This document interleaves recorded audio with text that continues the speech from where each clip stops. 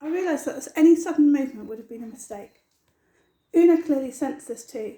She was almost moving in slow motion as she began to lower herself and let me down. I followed her example and stood there stock still looking up at them, only my eyes moving. Even so, I could see they were causing them great alarm. They were all climbing up away from us into higher branches, the fig trees now. Marching together, mothers and infants hugging one another close. By this time, Una had clearly decided it was best to ignore them altogether and just let them get used to us. She began to feast on the figs from the nearest tree. The orangutans looked on, apparently happier now, and a few of them, mostly the younger ones, were beginning to feed again, but still keeping a wary eye on us at the same time. I thought the best thing I could do was what Una was doing, what they were doing, and eat the figs. A dozen or so of these huge ripe figs were all I could manage, and I could reach these easily enough from the ground. When I'd finished, I climbed high into the branches of the fig trees, where I found myself a comfortable place to sit, and a perfect vantage point from which to observe the orangutans, who were now all much calmer and intent on their feeding in the trees on the far side of the clearing. The three nursing mothers had settled into their feasting, like the others. They ate tidily, peeling each fig and enjoying it before looking for the next one. Their babies clinging onto them easily as they clambered from one branch to another, constantly on the search for better pickings. I could see that these mothers in particular were still a little wary, still not all sure what to make of us. Sometimes, when they had gorged themselves enough, when they were at rest in between the fig feeding frenzies, they would sit among the leaves and just stare at me, trying to work me out. I thought, wondering what on earth I was. There was one moment, I remember, when it felt as if all those dozens of orangutans, young and old alike, were gazing at me in awe and wonder. For all I know, I might have been the very first human being these creatures had ever set eyes on. One thing was for sure, I was curious about them as they were about me. Couldn't help thinking that we didn't just look like one another, these orangutans and me. We were like one another. We were kindred spirits.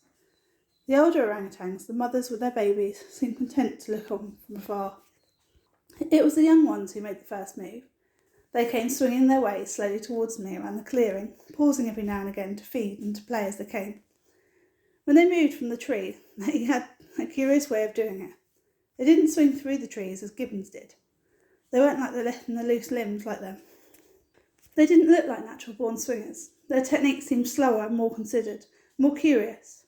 They would hang there and sway themselves from side to side until they could reach out, grab the branch, and there, whereafter, and then let that branch swing to them in the next tree. Every time they seemed to judge the swing just right, holding on by 3 hands, or 2 hands and a foot, and then reaching up with the fourth and the branch of the tree they would want to climb into.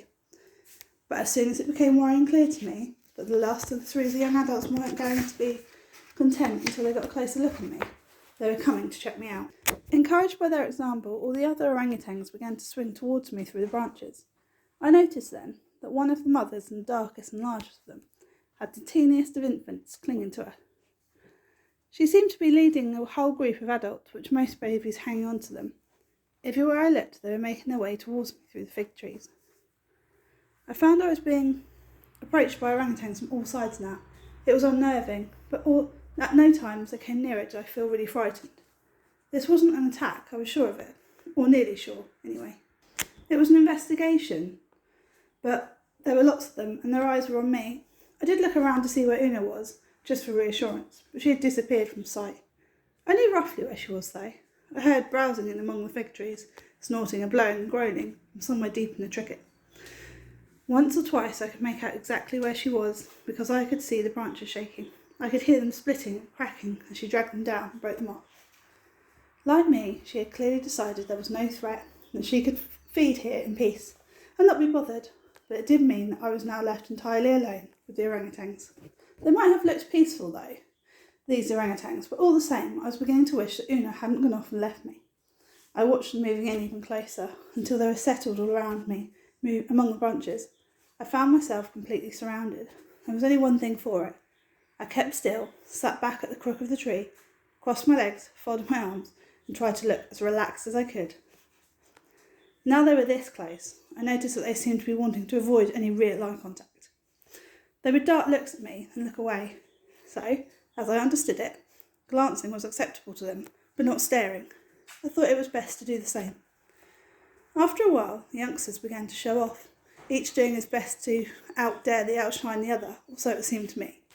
As I swung through the fig tree below me, above me, and behind me, I hardly knew which way to look. They're all around me, and so close now, far too close for comfort. One of them decided it'd be fun to hang upside down and dangle there by one leg from a branch right above my head, so that he swung and almost hit my nose. Another had climbed on to the branch I was sitting on and was shaking it vigorously, so I had to hang on tight with both hands to prevent myself from falling off. In the end, to my great relief, the 3 mothers came and sat nearby, and that seemed to calm the youngsters. They stopped their antics and sat there quietly eating figs, pretending to ignore me altogether. I did the same. I peeled a fig and tried to take absolutely no notice of them. It was all a game of patience with orangutans. This was clearly how everyone got to know everyone. Just do what they do, I kept thinking, and it'll work out fine, hopefully. Una came back shortly afterwards into the clearing. I watched as she stood there for a few moments looking around me. I called down to her softly, so not to upset the orangutans.